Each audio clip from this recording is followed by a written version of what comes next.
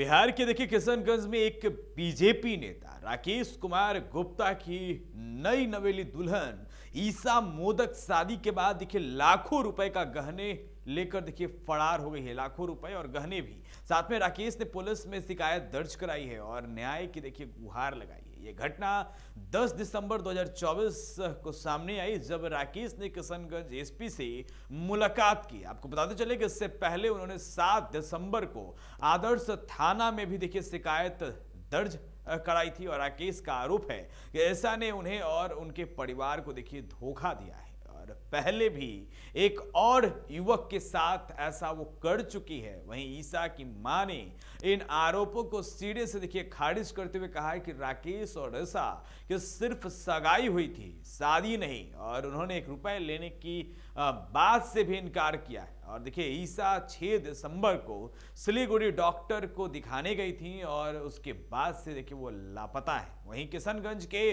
धर्मगंज निवासी और बीजेपी के युवा मोर्चा के प्रदेश क्षेत्र प्रभारी राकेश कुमार गुप्ता, जिनका उम्र 35 साल है, उन्होंने बताया कि उन्होंने इसी साल 19 अप्रैल को कोर्ट में ईसा मोदक से शादी की थी और बाद में फिर मंदिर में भी देखिए शादी की रस्में पूरी की गई। 10 मई को शादी की पार्टी भी दी गई थी। वहीं राकेश का कहना है कि शादी के कुछ दिन बाद ही ईसा अपने घर चली गई। वह कभी कभी आती थी लेकिन उसकी मां उसे रोक देती थी। ईसा की मां कहती थी कि राकेश का घर टीन का बना है, पक्का घर बनवाने के बाद ही ईसा को रहने देंगे। और देखिए राकेश ने बताया कि उन्होंने कई बार ईसा के परिवार को पैसे दिए, जमीन खरीदने के लिए भी पैसे दिए थे और 3 दिसंबर को उन्होंने ईसा को उसके मायके में 5 लाख रुपए दिए थे और ये पैसे उनके व्यापारिक साझेदार राहुल को देने के थे।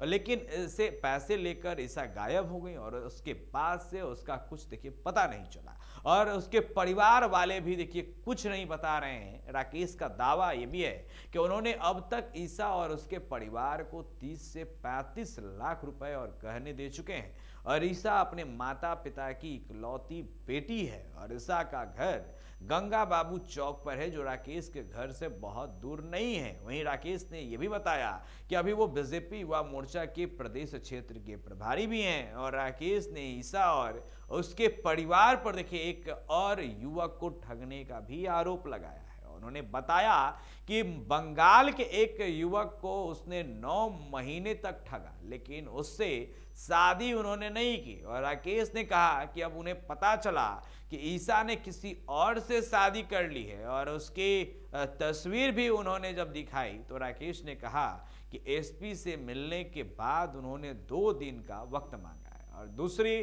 तरफ ईसा की मां का कहना है कि राकेश जो है वो ईसा की शादी जो है दोनों की नहीं हुई थी, सिर्फ सगाई हुई थी। और उन्होंने ये भी बताया कि 6 दिसंबर को ईसा डॉक्टर को दिखाने जो है वो सिलीगुड़ी गई थी, वहां से वो वापस आने के बाद वह घर पर नहीं मिली और ईसा की मां ने राकेश से रुपए लेने की बात से भी देखिए इनकार किया है। और फिलहाल पुलिस ईसा और उसके परिवार पर लगे आरोपों की जांच कर रही है। खैर देखने वाली बात है क्या कुछ होगा। खैर जो भी अपडेट होगा हम आप तक जरूर पहुंचाएंगे। वीडियो हमारे फेसबुक पेज पर देख रहे थे तो हमारे पेज को लाइक फॉलो करें, वीडियो यूट्यूब पर देख रहे थे तो चैनल को जाकर जरूर सब्सक्राइब करें और खबरों को ज्यादा से ज्यादा शेयर करें। आपका अंत तक बने रहने के लिए बहुत बहुत शुक्रिया।